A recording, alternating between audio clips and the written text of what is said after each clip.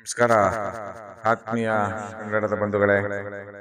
ಇಂದು ನಾಡಪ್ರಭು ಕೆಂಪೇಗೌಡರ 517ನೇ ಜಯಂತಿಯನ್ನ ಸಡಗರ ಸಂಭ್ರಮದಿಂದ ಸಹಸ್ರಾರು ಜನರ ಸಮ್ಮುಖದಲ್ಲಿ ಅದ್ದೂರಿಯಾಗಿ ಆಚರಣೆ ಮಾಡುವಂತಹ ಕಾರ್ಯಕ್ರಮವನ್ನ ತಾವೆಲ್ಲರೂ ಕಣ್ತುಂಬಿಕೊಳ್ಳುವುದರ ಮೂಲಕ ಇವತ್ತು ಕರ್ನಾಟಕ ಕಲಾಮಂದಿರಕ್ಕೆ ಪ್ರವೇಶ ಮಾಡ್ತಾ ಇದೆ.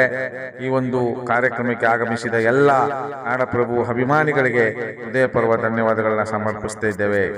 ಹಾಗೂ ಈ ಒಂದು ಕಾರ್ಯಕ್ರಮಕ್ಕೆ ಊಟದ ವ್ಯವಸ್ಥೆಯನ್ನ ಅಚ್ಚುಕಟ್ಟಾಗಿ ಮಾಡಿದಂತಹ ನನ್ನೆಲ್ಲ ಆತ್ಮೀಯ ಕನ್ನಡದ ಬಂಧುಗಳಿಗೆ ಅವರಿಗೂ ಸಹ ಹೃದಯಪೂರ್ವ ಧನ್ಯವಾದಗಳನ್ನ ಸಮರ್ಪಿಸುತ್ತಿದ್ದೇವೆ.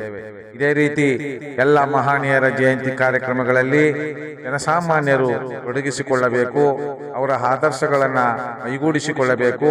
ಈ ಕಾರ್ಯಕ್ರಮಕ್ಕೆ ಆರಕ್ಷಕರು ಹೆಚ್ಚಿನ ಸಂಖ್ಯೆಯಲ್ಲಿ ಭಾಗವಹಿಸಿ ಯಾವುದೇ ರೀತಿ ಅಹಿತಕರ ಘಟನೆಗಳನ್ನ ಸಂಭವಿಸಿದಂತೆ ನೋಡಿಕೊಂಡ ನಮ್ಮೆಲ್ಲ ಆರಕ್ಷಕರಿಗೆ ನಮ್ಮ ಮೈಸೂರು ಉದಯವಂತ ಕನ್ನಡಿಗರ ಬಳಗದಿಂದ ಹೃದಯಪೂರ್ವ ಧನ್ಯವಾದಗಳು. ನಮಸ್ಕಾರ. ಹಾಗೂ ಆತ್ಮೀಯ ಕನ್ನಡದ ಬಂಧುಗಳೇ, ಇವತ್ತು ನಾಡಪ್ರಭು ಕೆಂಪೇಗೌಡರ ಜಯಂತಿಯನ್ನ ಅದ್ಧೂರಿಯಾಗಿ ಸಡಗರದಿಂದ ಸಂಭ್ರಮದಿಂದ ಸಹಸ್ರಾರು ಜನಸಂಖ್ಯೆಯ ಮೂಲಕ ಆಚರಣೆ ಮಾಡಿದ್ದೇವೆ. ಅವರ ಆಚರಣೆಗೆ ನ್ಯಾಯ ಸಿಗಬೇಕು, ಅವರ ಆಚರಣೆಗೆ ಮಹತ್ವ ಸಿಗಬೇಕು ಅಂದ್ರೆ ಅವರ ಆಚಾರ ವಿಚಾರಗಳನ್ನ, ಅವರ ಸರ್ವತೋಮುಖ ಅಭಿವೃದ್ಧಿಯನ್ನ ನಾವು ಮೈಗೂಡಿಸಿಕೊಳ್ಳಬೇಕು.